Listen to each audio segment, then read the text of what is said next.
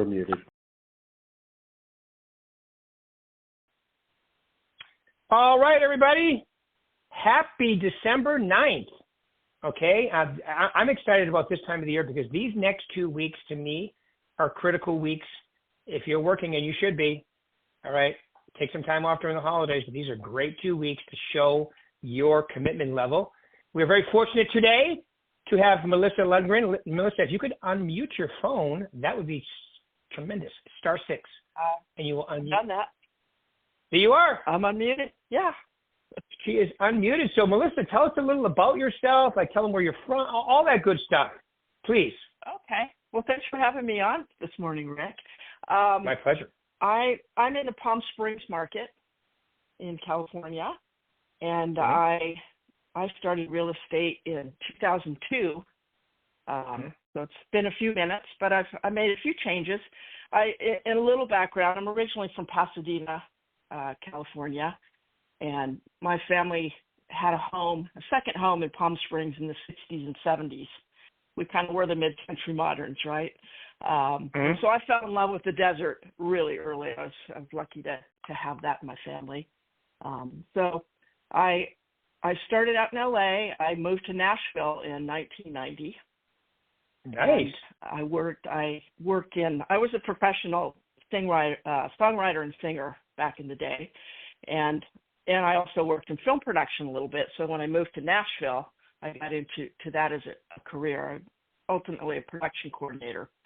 And that's a great town, and it was a fun career to have for a long time. But my skills in that was being an organizer and a creative and a techie and client services and problem solving. It all translated really well into my real estate career.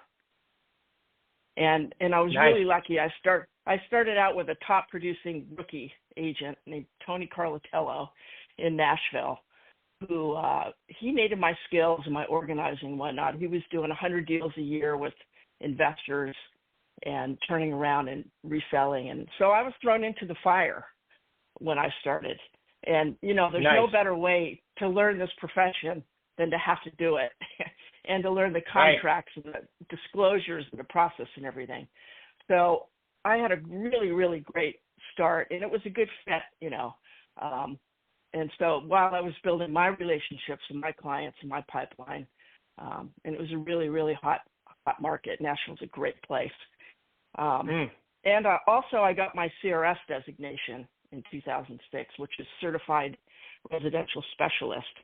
It's the only designation for realtors that you have to earn it with a lot of production and continuing education. And I'm still very involved with that today, but it's helped me to build my referral network across the country. Just experienced agents, great. And there's a lot of Berkshire agents who have their CRS designation as well. So I was able to move back home to Southern California in 2017.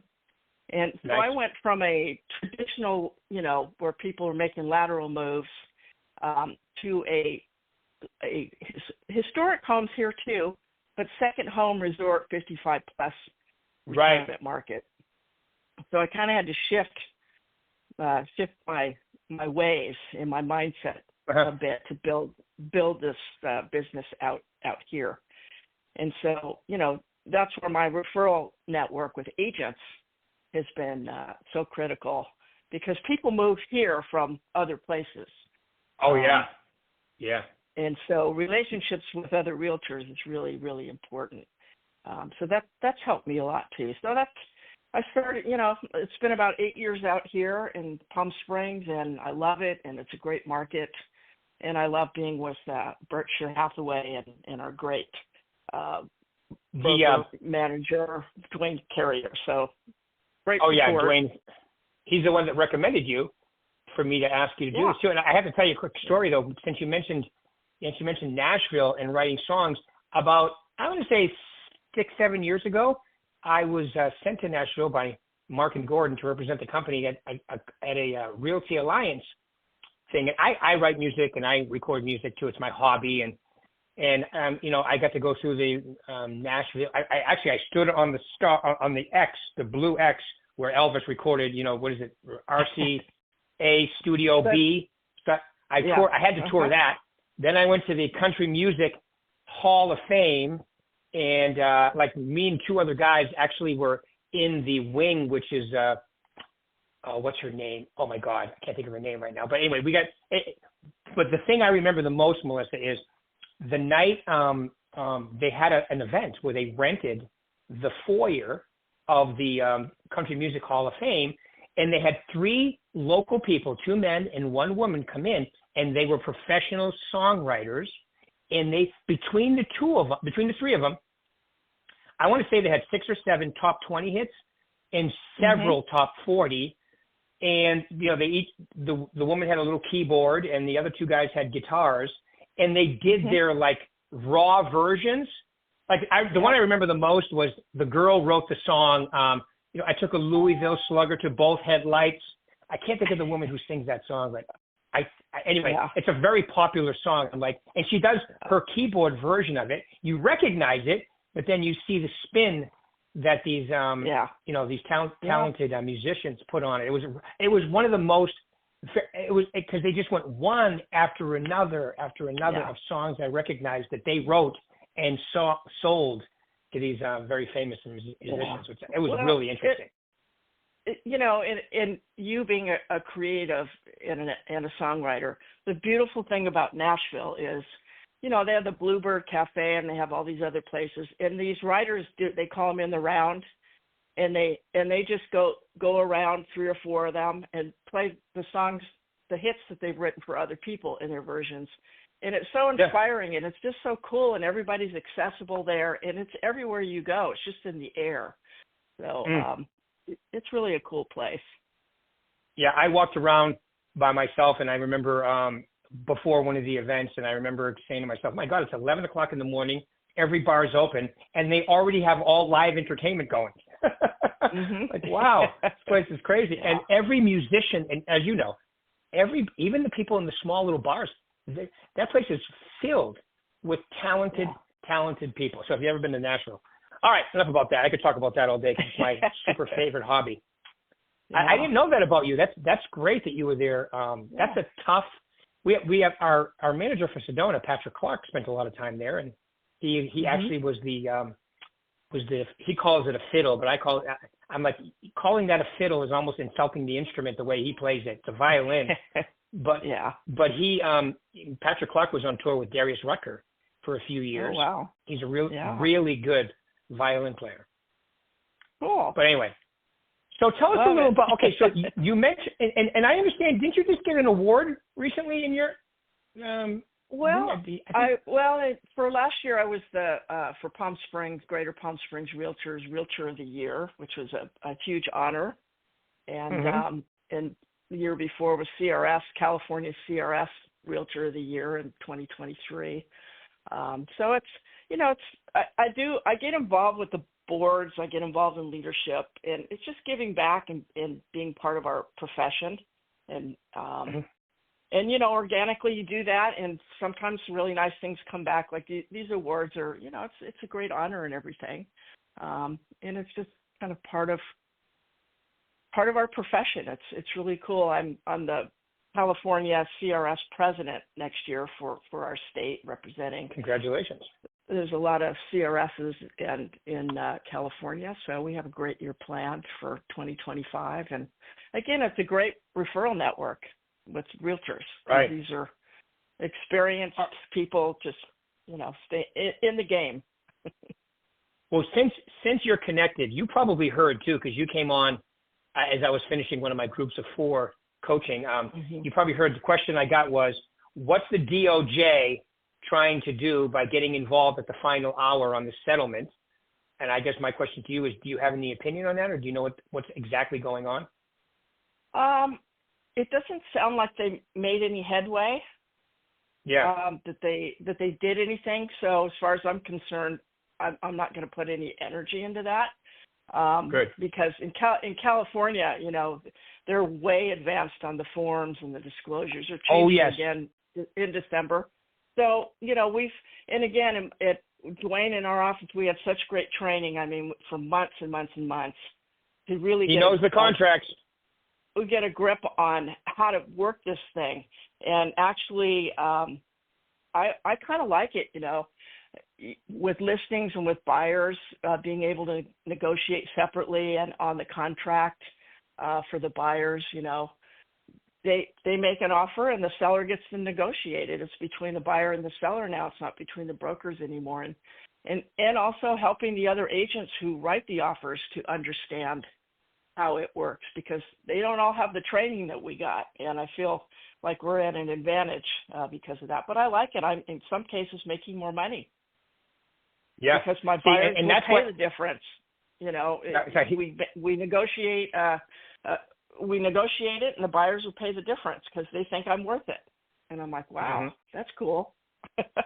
Well, and my opinion, and I'm just going to say it because I do have an opinion. Yeah. It is the DOJ. It kind of backfired. They got involved. They were trying really what they were trying to do, because they don't like us. They don't like monopoly. Yeah. They consider NAR a monopoly.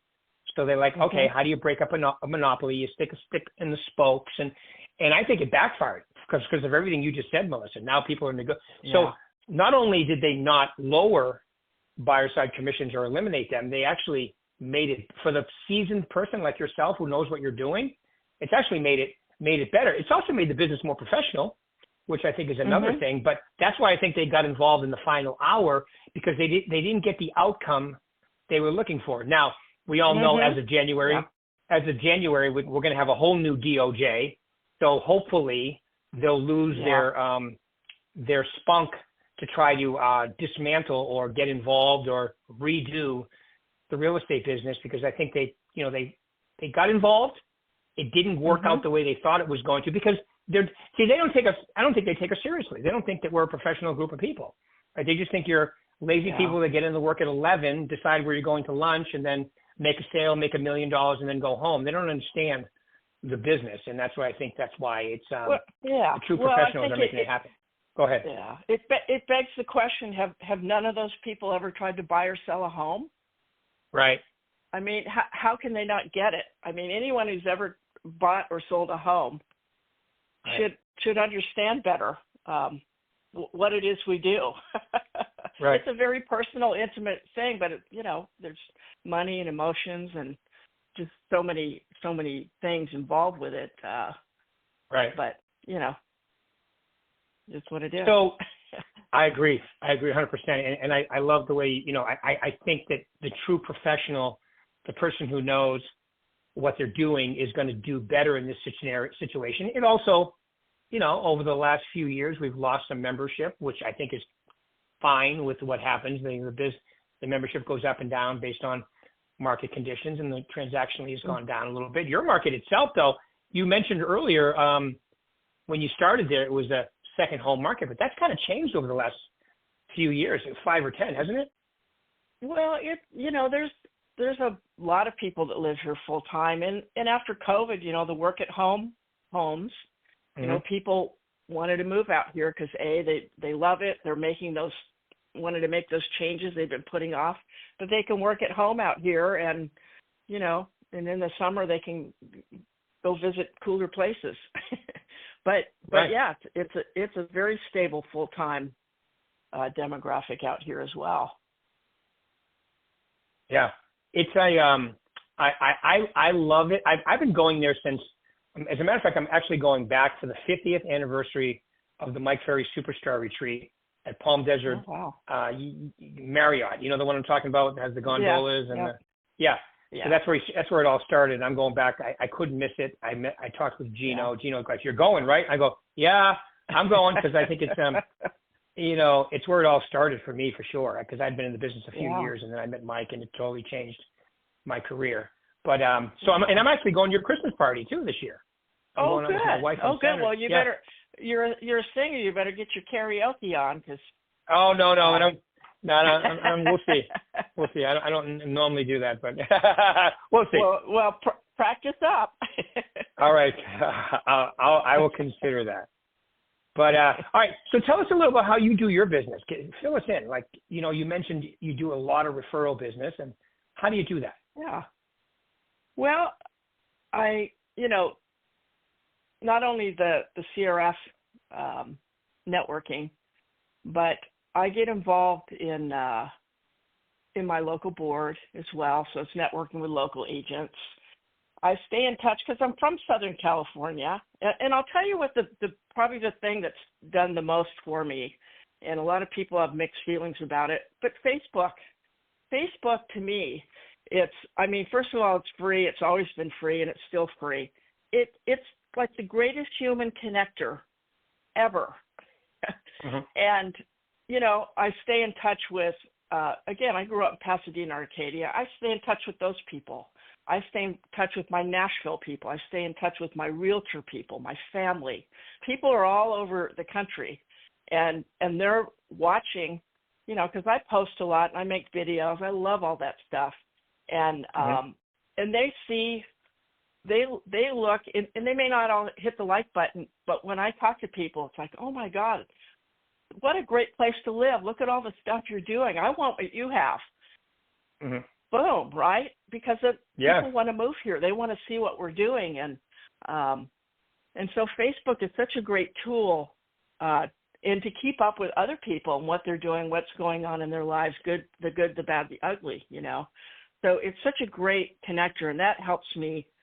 I get business from that. That's so good. I do open house. I love open houses. That's always been a great tool for me. I treat it as an event. You have to prepare for it. You have to get it out there, and then when people get there, you got to have the right things for them and the information and be knowledgeable. And people notice that. I look at that as a little audition every time, because people are watching us and what we do, and hopefully there's some business there. Volunteering and giving back. Palm Springs is a lot of nonprofits, so you just find a couple things you're passionate about. For me, it's dog rescue organizations and Desert AIDS Project, a big health organization. They do a lot of fundraisers. So you just find things that you're passionate about. You meet people, you give back. That builds business. And then, staying educated, professional. Because I think of what we do, it's not just a job, it's a profession. And it's a profession to be proud of, because I think what we do is life-changing for people. And I think we're difference makers. And people remember us always because it's such an intimate, personal relationship we have with them. And part of our job is to help them to do that, to remember us. And that turns into business too down the road, besides great relationships. So it's just staying in the game, It's full time, it's full service, it's a lifestyle. It's what we do and who we are. The true professionals in this, and I'm still excited about it after 22 years. I love our profession, and I love realtors, and I love real estate people. So it works, it turns into business. I don't worry about it. You have the ebbs and flows. And if it's slow, I'm getting ready to be busy. And if I'm busy, I hope I got the things done when it was slow that I don't have time to do. And, if I'm not doing an open house, I'm going to them so I can see the inventory in the neighborhoods I want to work. So it just, the universe takes care of it. Yeah, when you're doing the right things.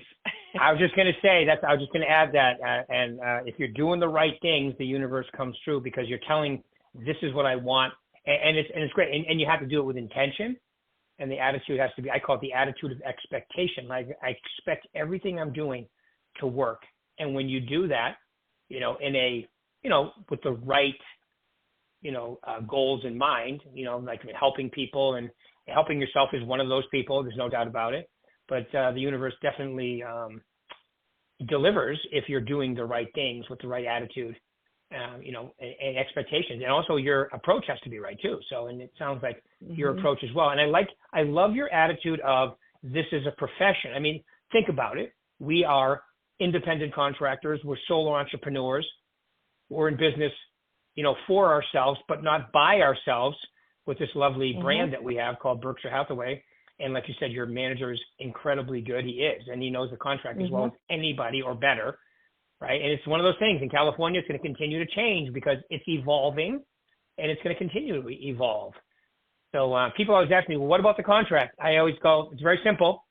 It's a form with blanks. Your job is to put stuff in the blanks. Okay, so go out there and get it. But read it and learn it first, too. Yeah. But you saw Gino's talk. Gino even brought up the contract. He memorized. You probably couldn't do that today, but he was telling he memorized the contract, which was pretty crazy to think about it. Well, the consequences of filling one or two of those blanks in incorrectly for your client, right? Yeah, could be devastating. So you really have to. You do need to know it, but you need to know what you're doing and let them know what their options are and what the consequences are. It's pretty important. It really is. It's pretty important for you to know your job. I mean, think about it. This is the part that, I was telling somebody this morning, that I've been in real estate since I was 19. My first full-time year, I was 20. The closest person in age to me in my office at that time, 1980, I think it was probably 1986 by now, 87, was 45. So, you got me, 20, then 45, and everybody. I was the youngest one by half. I mean, but to me, the business made sense. You're selling the American dream, right? It's their biggest investment. Yeah. It's their best tax deduction. Yeah. I mean, you're paying your principal. It's just a great, and the part that surprised me was how easy it is, even though the tests are pretty hard, especially in California. It's a tough test. But still, compared to being an attorney or a doctor, it's pretty easy to get into real estate, isn't it? Well, I mean, the test, the test is about passing the test. It doesn't really train you how to be a realtor. You have to, it's not that easy, but a lot of people pass it. But I think getting in and starting a business, they find out is not that easy because it's not, you show up and you have people lining up to work with you. You have to build a business in a pipeline. So passing the test, yes, but actually building a business and having customers and clients, I don't think is that easy. No, just getting in is what I was talking about. Yeah, but making it is a whole different thing. Yeah. Well, speaking of making it, so you've been doing this 22 years. I can say now I'm in my 40th year now, starting in December because it's my birthday year. Wow. So you tell me, what would be the top three things? If you I'm somebody, I want to take my business to the next level, or I'm brand new and I want to come out of the gate hot. What would be the top three things you tell them to focus on to make this a really good journey? Well, I think relationships. I mean, we're in a relationship business. And so nurturing and following up on relationships with the people, especially start with the people that already know and love you. Right. It's so important because relationships are everything to us. Building and nurturing, continue to do that, and as well as the new people that we meet. And also keep in mind that other realtors are our clients, because it's referrals, and just using the tools, but just keeping up with the relationships, and you have to have intentional ways of doing that. Whether it's the automatic, the VAC has such great tools for keeping us in front of people, but having systems in place and how you stay in touch with people.